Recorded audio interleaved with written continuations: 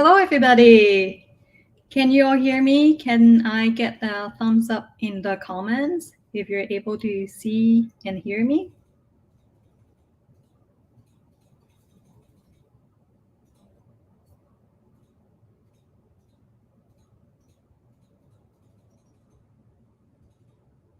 Hi, everyone. My name is Katrina. How are you all doing? Can somebody give me some signal in the comments if you're able to hear me? Awesome. Great. So welcome. Thank you so much for joining us tonight. My name is Katrina, and I'm the North America Regional Director for Ladies at UX. Welcome to our first ever regional meetup event on YouTube Live. So this is the first time we're doing this. It's a learning experience for us all. So like any feedback, welcome. And please use the chat to tell us where you're joining from. I already see that we have people from DC, Seattle area, and different places. It would be nice to see where you're calling in from. For those of you who are new to the group, Ladies at UX is a global organization with over 90 chapters worldwide and 21 chapters in the North America region. We're a group of enthusiastic designers who inspire, empower, and support women and non-binary individuals in a safe and casual environment. We encourage those who work in or are interested in the field of user experience to join us. You can visit ladies.ux.com. I'll put the link in the chat in a minute to look for a chapter near you. And you can reach out to me or one of our chapter leads if you're interested in volunteering or joining the leadership team. With that, I'm going to pass the mic to Clara. Hello. My name is Clara. I am calling from San Francisco, California, where I am one of the co-leads of the San Francisco chapter. Very excited to co-host today and to introduce our wonderful speaker. Couple of quick notes. Remember that by joining this event, you have agreed to the code of conduct, which is up there. This is a professional space and any misbehavior will not be tolerated. So please follow that and let us know if you have any questions.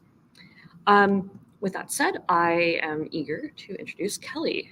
So Kelly is the Vice President of Brand and User Experience at ScreenPal, responsible for both research and design. And throughout her career, she has spent quite a bit of time understanding customer behaviors, perceptions, and user interaction of technology and how it affects design. As a result, she has received multiple design patents, industry accolades, and publication of her thoughts and ideas in journals and magazines, including the Design Management Institute Journal.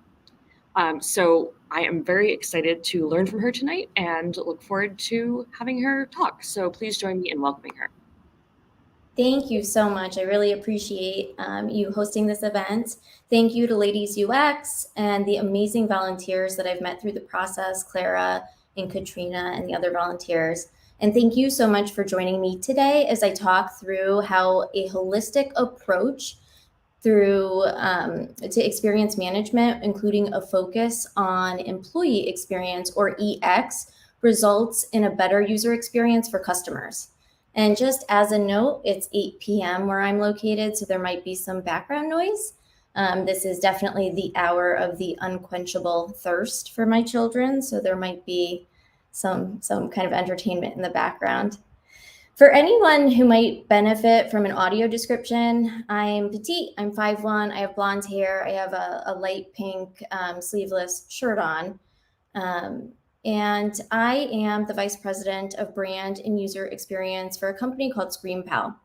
We develop tools that empower people to create, edit, and engage with videos. Our global user base creates videos for learning, training and development, employee knowledge sharing, and coaching.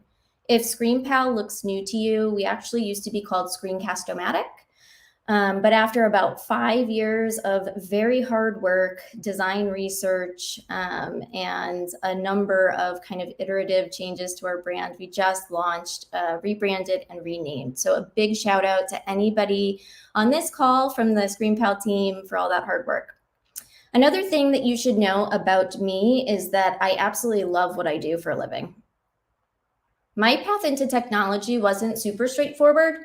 And I've always described myself as being a little bit scrappy. I started my career almost 20 years ago. I was working full-time during the day, and I went to night school for college to get my bachelor's degree. I started out in advertising, where I learned the value of a big idea. I moved into marketing, where I matched ideas to identified need spaces. Then I went into brand strategy, where I harmonized long-term business goals with consumer needs. Then I went into corporate communications, where I crafted messaging for internal stakeholders. And throughout my career, everything really revolved around research, creativity, and how people really experience ideas.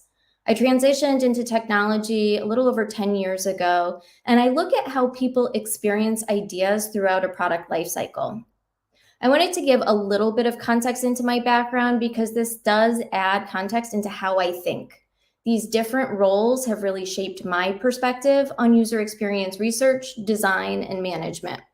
And when I talk about user experience, often people will be talking about a really narrow product or an app, something like that. When I talk about user experience, I'm talking about all of the different touch points that a user can interact with. That includes marketing, it includes support, and it includes the product. And employee experience is a really interesting topic to me. Businesses will often think about the employee experience, or EX, when there's a problem to solve. So maybe there's an event, there's an organizational change, a merger, an acquisition, something like that. In today's climate, unfortunately, there might be layoffs, or there could be a shift in culture. There could be a war, there could be a crisis, there could be a pandemic, there could be times of economic instability, like a recession. And those are all good times for a reevaluation of the employee experience. But the experience itself occurs outside of major events. Just like in user experience, we know that all of these different touch points really have an opportunity to fail, meet, or exceed expectations. And when you think about employee experience, you really need to factor in all aspects, the really big disruptive things that happen, as well as the really minor daily interactions. The totality of those interactions and moments create the experience. Companies need to think a little bit more about time sinks, outdated processes that cause friction for employees. And they need to think about inconsistencies in the experience and where they're failing to meet the needs of their employees. A little bit of background here. During the pandemic, so much was changing. The way that we worked, our environment, the way that we think about work, our priorities. I'm sure we all felt kind of this blurring between life and work. And it made me think that everything that I was holding as truth in regards to employees, employment, careers, all of it was in question. If something was true 5 years ago, it really needed to be questioned today. So when I think about the role of user experience designers and researchers, these are really the types of questions that we answer daily. These are the challenges that we solve for products and services. We're always looking at attraction, retention, engagement. So why can't we apply those same tactics and principles to our internal teams and processes? When we close the gap between those responsible for the employee experience and the user experience team, it empowers companies to tap into accepted user experience principles and research methods that can really uncover some key insights. This collaboration can also shift the perspective from problem solving to one of engagement. And this is really twofold. One is that the user experience team has the expertise and tools to make research and iterative experience changes happen. And the second piece to this is that a better employee experience translates to a better experience for customers and users. When people are happy in their jobs, they do a good job, they deliver. I mean, how many times have you walked into a store, or interacted with someone and thought, wow, this person just hates their job? And that's a real bummer. And that certainly sticks with customers, which is super unfortunate. So by viewing the employee experience through a user experience or UX research and design lens, companies can gather meaningful data to inform these ongoing iterative improvements to the working experience. And I will admit, I am using Menti, Mentimeter for the first time. I am just super curious about this, and I'd love to see what you think. But if you scan the code in the lower left corner, go to menti.com and use the code on the screen. I'd like to know if you're currently providing any UX expertise to your company's employee experience. And just as a heads up, this is completely anonymous. It's just kind of a curiosity that I have. No, yeah, that's... nice.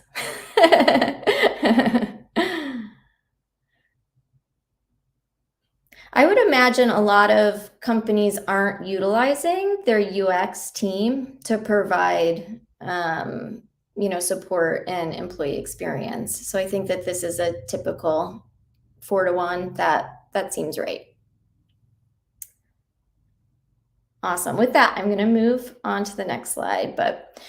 So why does this matter? Mercer recently released their Global Trends 2022-2023 study looking at the rise of relatable organizations. I really like that title. And I pulled a couple statistics here because I think they really tell a story.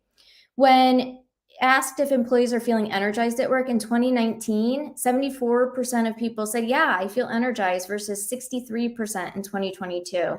When asked about the risk of burnout, 63% in 2019. In 2022, that was 81%. And if you feel like 63% energized at work is unexpectedly high based on your lived experiences, you're probably right.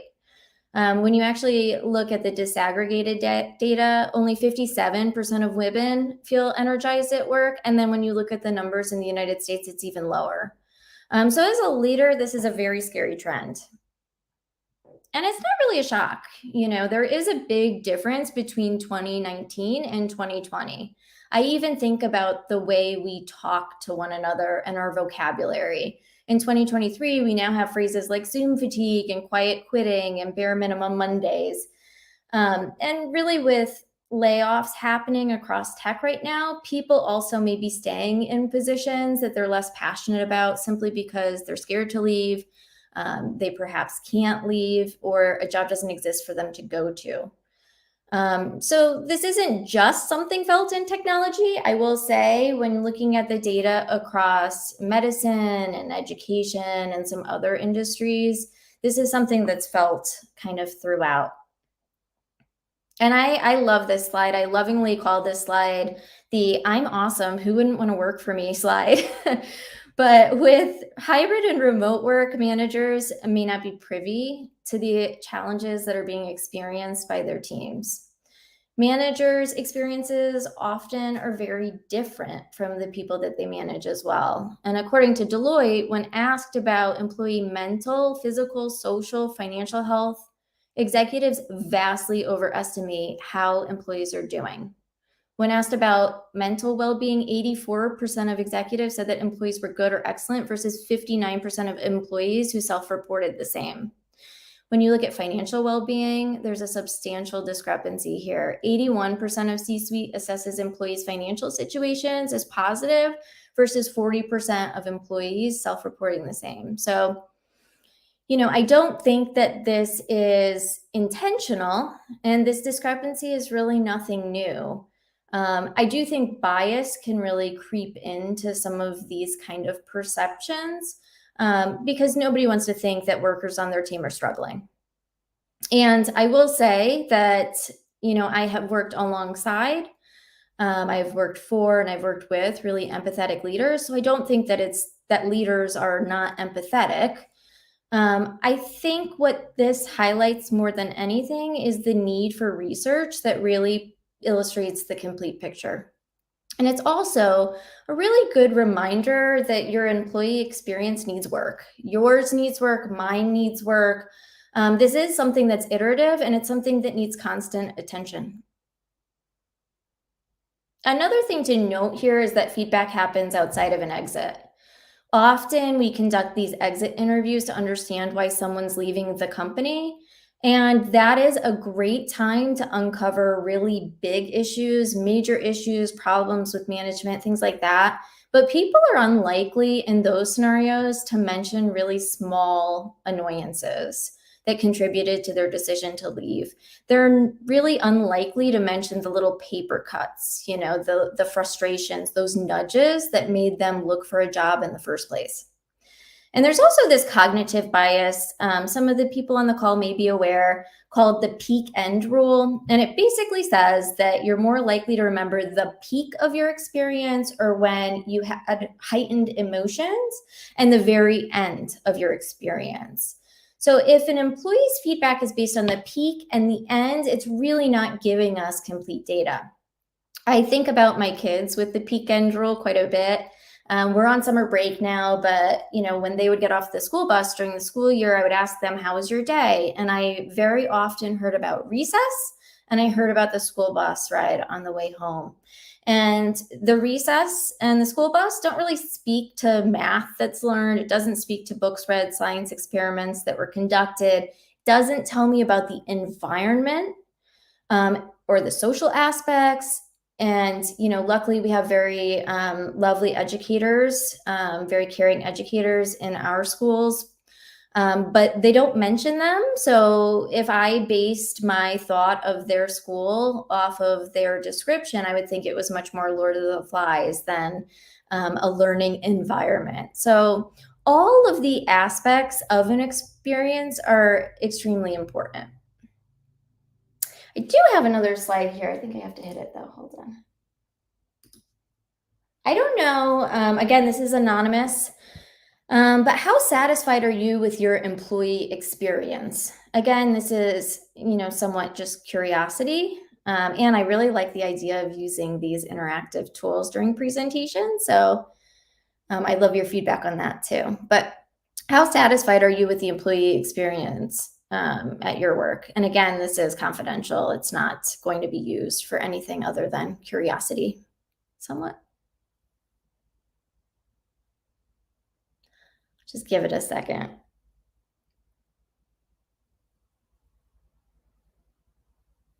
Yeah, neutral. That's probably where a lot of people are. Yeah. All right, awesome. I'm going to move to the next slide, but that's very unsatisfied. Yeah, neither. Yeah, so neutral or not satisfied. So yeah, so just like in product development, it's critical to understand the audience and provide a foundation for the decisions that you make. Employee interviews, focus groups, surveys, these are all good research methods that can provide you with insights into the employee experience. These methods should be used regularly, frequently. They should be used outside of review cycles. They should be used outside of extensive corporate strategy discussions. Pulse surveys, one of my favorite methods, are sent monthly or quarterly. They're super fast, 7, 10 questions. Very short. They ask the same exact questions every time you send them, and that allows you to really temperature check employee sentiment. They also are nice because they do provide some anonymity for people who are uncomfortable in employee interviews or focus groups, people who don't want to speak up in a group. So really, this is around observing, listening, and acting. Any changes to the employee experience should be iterative and informed by data. Start with a persona. Employee personas can bring to life segments of the company. They can help frame conversations around the employee's needs and goals versus those of the business. When we often talk about employee experience, we're losing focus often and talking about business needs and business objectives. And it's good. It's good to understand what's going on in the business. It's good to understand what problems need to be solved. But the thought behind this exercise is really that you are putting the focus on the employee and centering the conversations around that specific persona. These can also be used to pressure test benefits or programs to see if they resonate with your audience and workforce.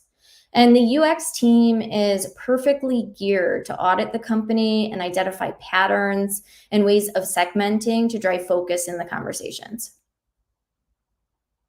Journey mapping. This is one of my favorite activities because it really does marry the data, the visualization, and a bit of storytelling.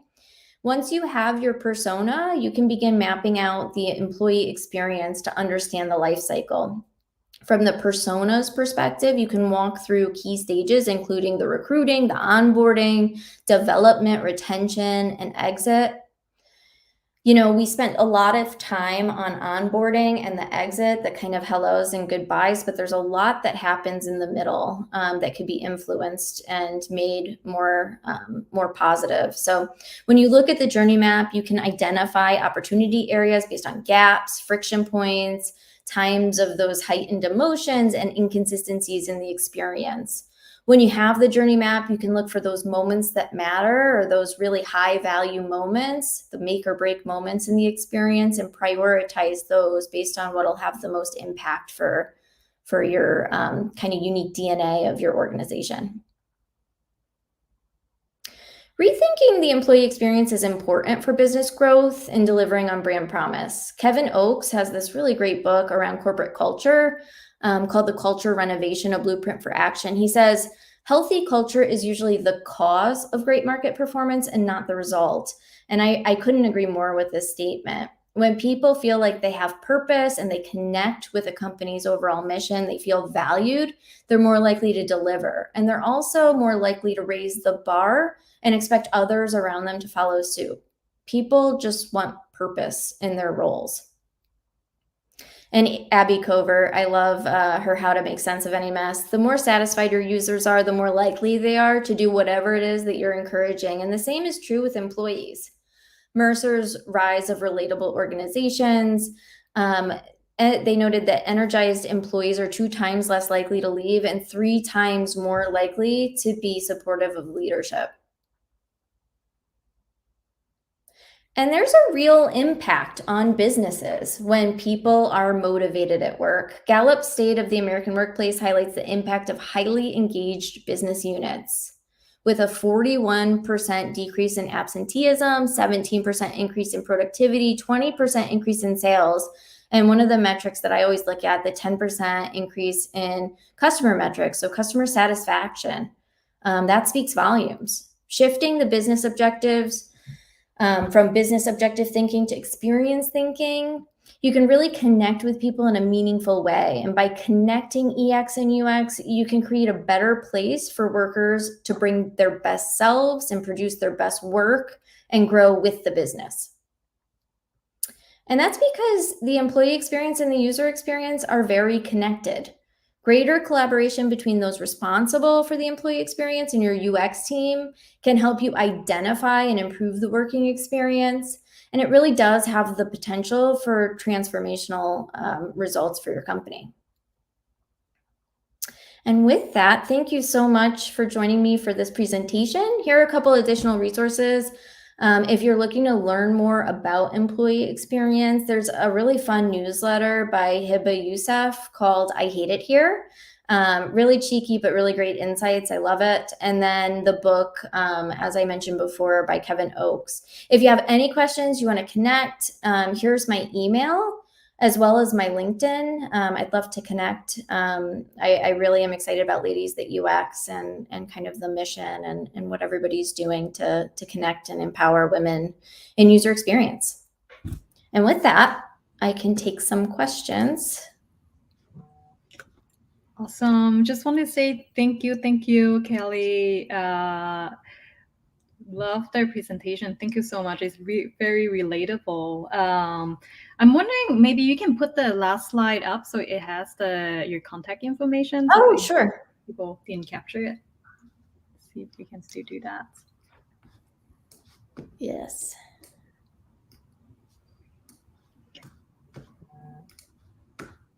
So everyone, please use the chat if you have any specific questions for Kelly. I do have a couple of questions that I have on my mind. So Kelly, so say like if someone is in a leadership positions or aspire to be in such a positions one day, like what would you say? What is your advice on how to start in terms of like measuring the employee experience and how to, what are some strategies that you think would work? Yeah, so it does matter largely on your organization. I admittedly have worked for smaller organizations. I started in health tech, and I was, employee number 3 or 4, and we grew the company to over, I think, 80 or 90 employees. The company I'm with now is definitely at a growth stage. So it is helpful to have those conversations really early in organizations as they're growing, so you can really get that framework in place. But it really does depend on the organization. If you are a leader in your organization, you can begin by advocating for these types of programs within your company. And again, there are some really great resources out there. So if people aren't initially on board, it might be worth walking them through kind of the impact and again those kind of transformational results that can come from investing in employees. I think leadership right now, we're in a really weird spot. It's really a struggle to find the right employees. Once you have employees in place, you certainly want to make sure that you're creating an environment where they're growing, they're feeling valued, and they can see kind of the growth of their career so that they stay. So it is definitely advocating on behalf of your team and the team at large, and showing how an investment on EX really does translate to less absenteeism, higher customer satisfaction. I mean, I do go back to the fact that if you ever call a customer service line or something like that, and you talk to somebody, you're like, oh my goodness, this person is miserable. And then, similarly, you could call this company, and it could be an absolutely wonderful experience that solidifies your relationship with that company, and you continue to give them your business. So, people feel it, people understand it, I think, typically, but it's hard to take a step back often, right? And focus on that, especially when we're so busy developing awesome products. We're, looking at marketing, we're looking at development, we're looking at all of these roadmaps. It's kind of easy to lose sight of our kind of internal resources. Yeah, I can completely relate. Definitely have been to store, places, bank where Right. some people definitely clearly not happy with what they do. So I can definitely relate to that. Questions from the audience. How do you approach conversations of EX improvements within your org? Yeah. So, it is interesting. And again, it really does depend on your organization, how open they are to these conversations, and where you kind of are. If you have, if you are a leader, and you're able to present it as part of the leadership within your company, or you're somebody who's just advocating on behalf of the team. Again, I do go back to data. I think that that's really powerful. And I do think, again, as user experience designers, as researchers, these really are the types of problems that we tackle. So if in your organization you're finding that it's really difficult to recruit, for instance, or it's really difficult to hang on to your employees, or you might notice specific trends with, a certain generation of employees, for instance, within your company, you can make a case based on those problems to be solved. But again, it does depend so heavily on the organization itself. I personally am very into inserting myself into things, which is not everybody's style. But I'm very much, I go back to that kind of scrappiness of, here, let me help with that. I can help. And I jump in and try to figure it out, because it's a problem to be solved, right? It's often a problem to be solved. Yeah.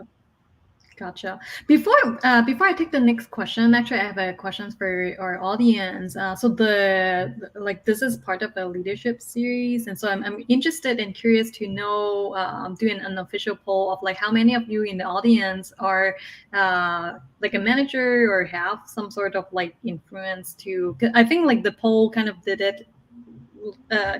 Worded a little bit differently earlier. I saw a 1-to-4 ratio, but I'm wondering how many of you do currently working as a manager, or that you're planning to progress to the level where you will take on leadership responsibility?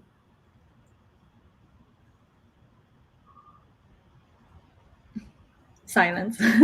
Or maybe everybody. I love that, Marcia. Oh my God, I'm so I'm like just that. curious to know.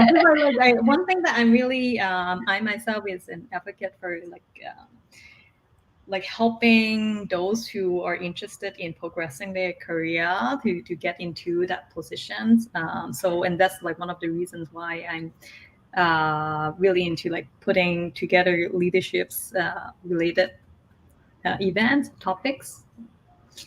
So it would be nice to know, like, if any of you, or actually, like, maybe something for Kelly to, for you, like, so say if those of us who are not in such a positions where, like, not in a leadership or management positions, but like want to influence the experience or the culture a little bit, like, what is your advice?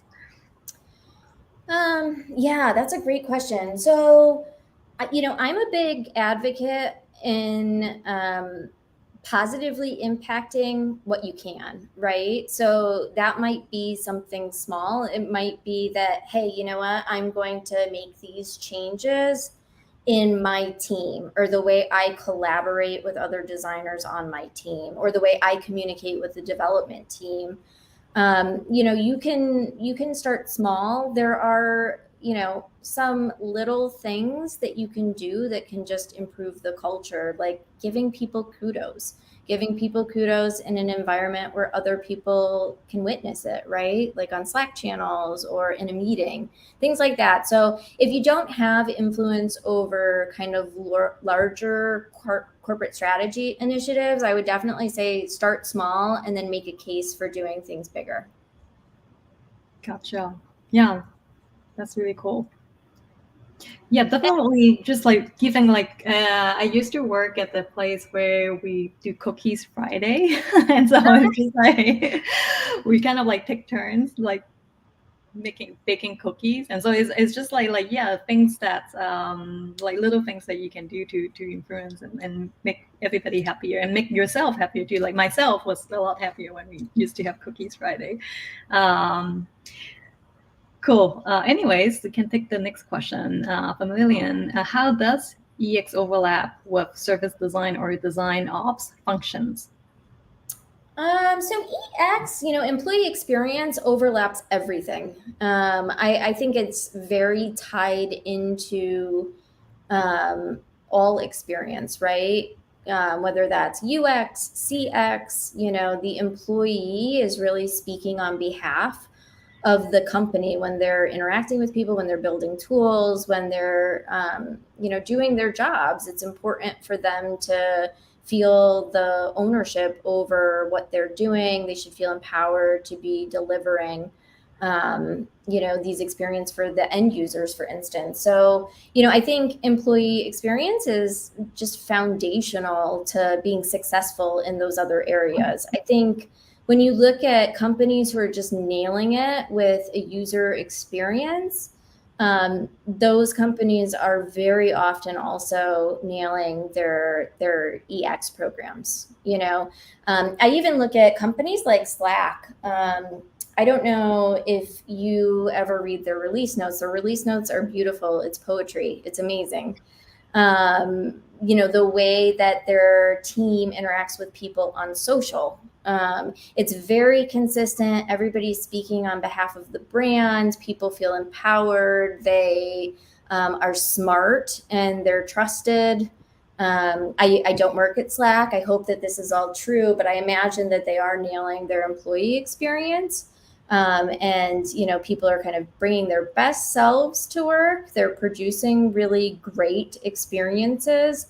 And the company culture is such that they're really ingraining what it means to kind of deliver Slack's message through their people, right? So I think that's really important. And there's another question around onboarding and offboarding. It is interesting because onboarding, I'm a big advocate for having the UX team and the brand team as part of the onboarding experience. So people really do understand who's the end user, what are we doing here, what's our purpose. And every person in an onboarding experience should walk away understanding how they fit into the overall vision of the company, so that they can speak on behalf of the values of the company. Yeah, I see this question around what are some ways orgs can improve EX throughout their time at the company. Yeah, so I think that it is a great question. I think that is really around, again, collecting that data and then pulling those levers, right? And seeing what improves the experience. It's so easy to make assumptions, on why people are unhappy. There are lots of papers out there on why, women are having issues in, tech. There's a lot of research out there, right? But nothing will give you better data than talking with your own employees and understanding the unique makeup of, kind of the DNA of your organization, and your workplace. So it really does come down to continually getting that data and making those iterative improvements. And hopefully you see that in the data, it does improve. Cool. Another question from the audience: as a recent graduate actively seeking employment, I'm interested in pursuing a career that integrates with both user experience and employee experience. Could you suggest companies that align with this? I love that. That's awesome. That makes me so happy to see, because so often when people do talk about user experience, they're talking about product. And, again, user experience and employee experience really go hand in hand. Personally, I have really enjoyed working at companies that are a little bit scrappier, like I am, because I think you can have a huge impact in those types of companies, and you can wear many hats. You can jump in and say, you know what, I can actually help with that, or that's an interesting area for me that I'd like to explore and kind of grow in. And there's a little bit more of an appetite for that. When you get into larger companies where things are a little bit more siloed and defined, it might be a little bit more difficult to find a career or a business that really marries those two. Not impossible, but I'm very interested in connecting with you and seeing where you end up. That's really exciting. Cool. Actually, like something that comes like from the ladies at UXI, one of us was mentioning about internal tools. So say like if you're developing things like developing internal tools, that would be kind of like a crossway between like user experience and employee experience, and then also like maybe something to do with HR, like I don't know, like HR app. I think I come across a company who actively develop. I can't remember the name, but there's like a company I came across a while back.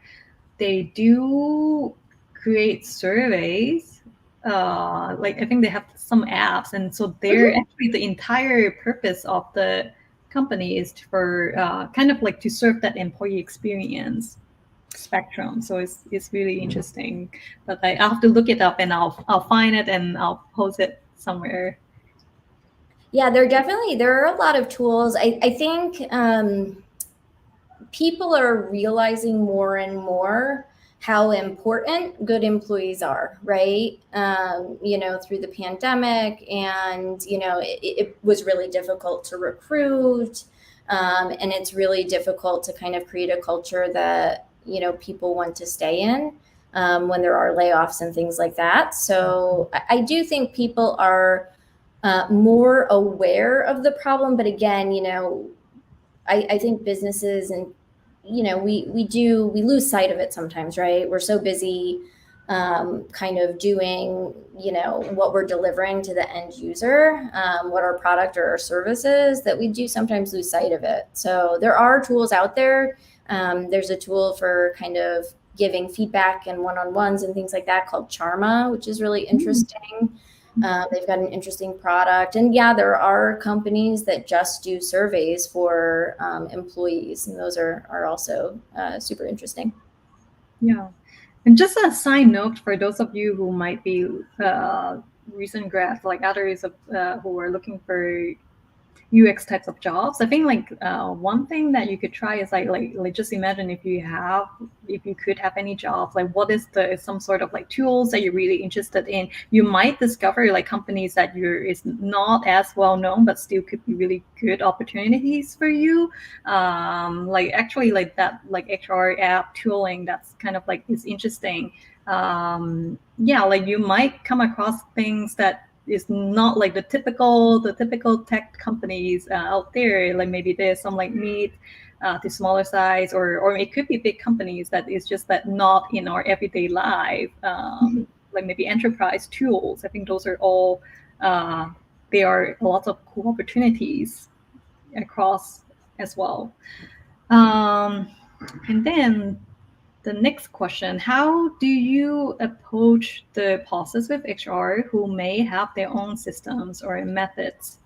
Yeah. So, just like everything, it's all about relationships, right? And collaboration. So, showing how you could be supportive of those processes that they already have in place, showing how you could potentially supplement what they're already doing.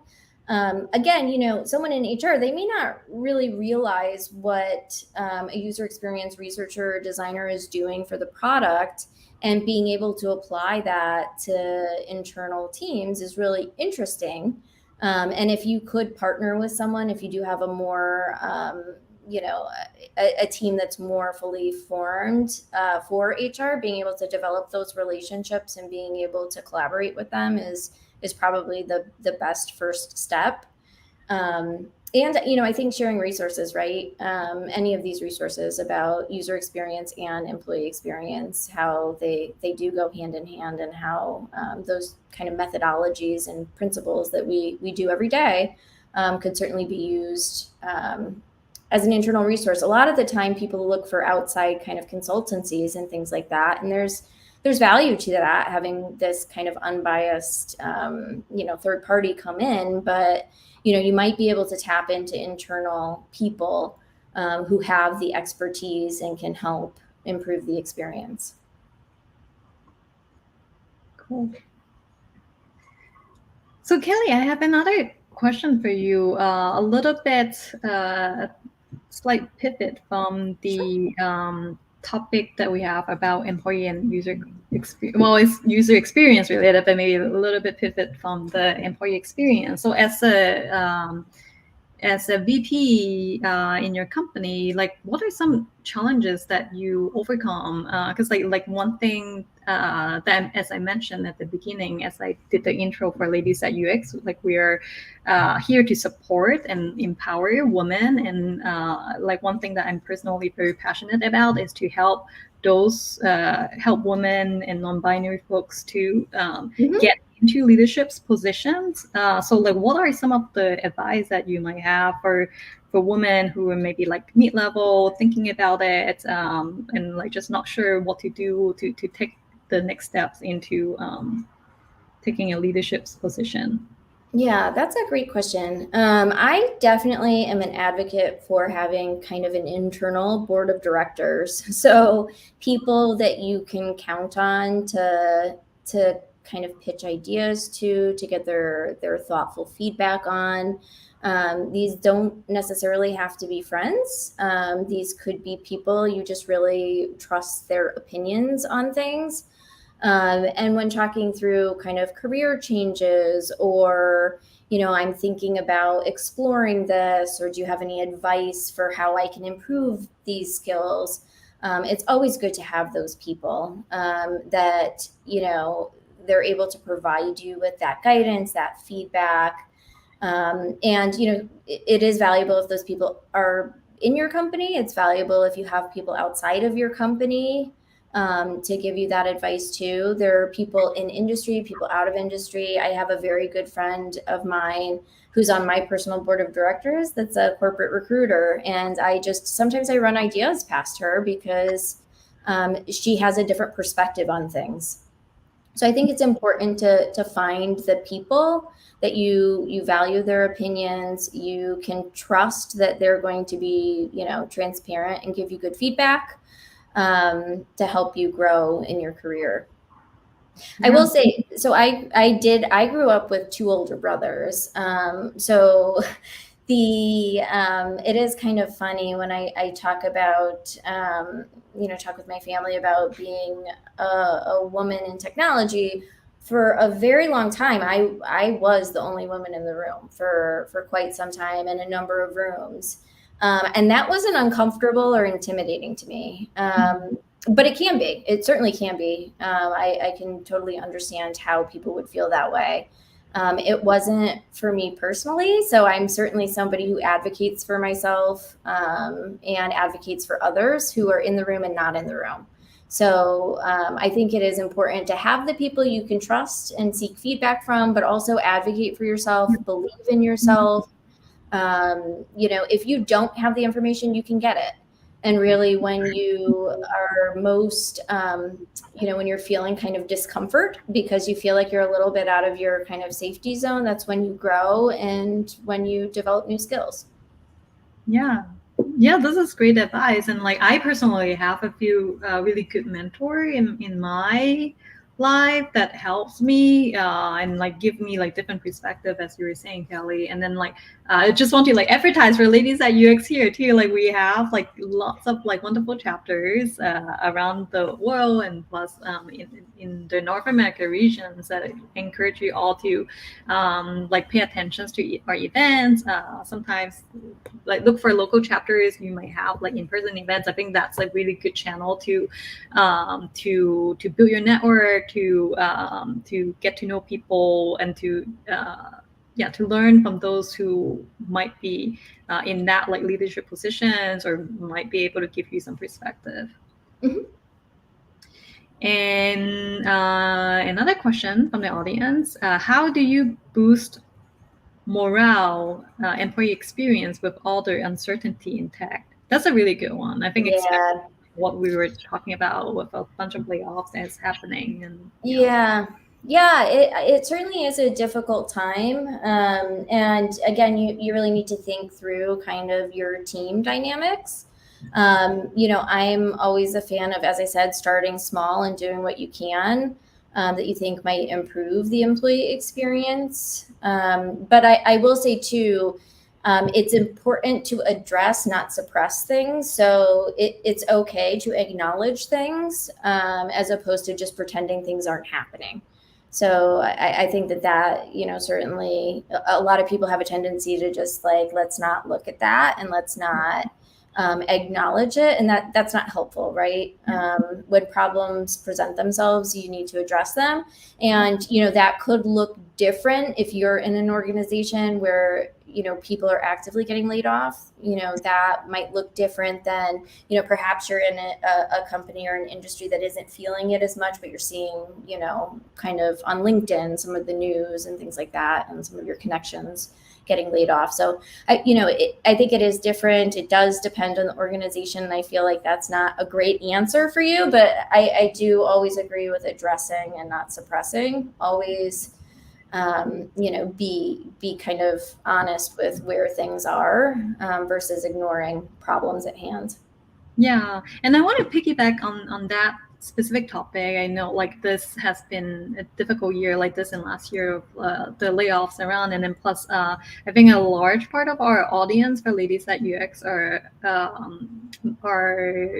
like more junior and might be looking for positions. So I think so with that, that's like we addressed most of the questions from the audience, but I'd like to like ask Kelly for your advice for those of us who are looking for a job and like looking for a position, like maybe they were laid off or maybe they're like fresh grads. Like, do you have any advice in general for those who's looking for a UX job? Yeah, so definitely seek mentorship. I'm sure most people are already doing that.